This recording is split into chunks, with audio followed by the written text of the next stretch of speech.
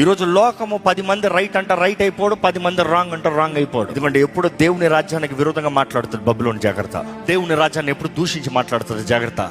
Babylon makes fun of Jesus Christ. That is Babylon's agenda. Babylon shows as if you are a Christian, you are a useless person, worthless person, you are broken person అని చూపిస్తుంది. But that's a false.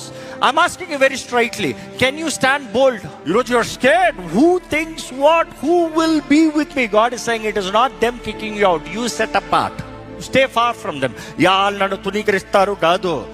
వస్తాను రా బాబు, నా దారి వేరు, నా జీవితం వేరు, నా బ్రతుకు వేరు, నేను చేయవలసింది వేరు, నేను బ్రతకవలసింది వేరు, నేను నీతో బ్రతుకుతానికి లేదు.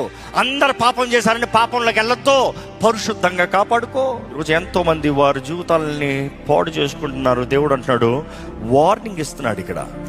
Come out of Babylon system, live Holi. మనం ఈ లోకంలో ఉన్నంత వరకు ఏర్పరచబడిన వంశము, రాజులైన యాజక సమూహము, ఆయన గుణాతిశయాల్ని కనబరిచేవారిని, ప్రకటించేవారిని నీ జీవితంలో రుజువుపరిచేవాడు.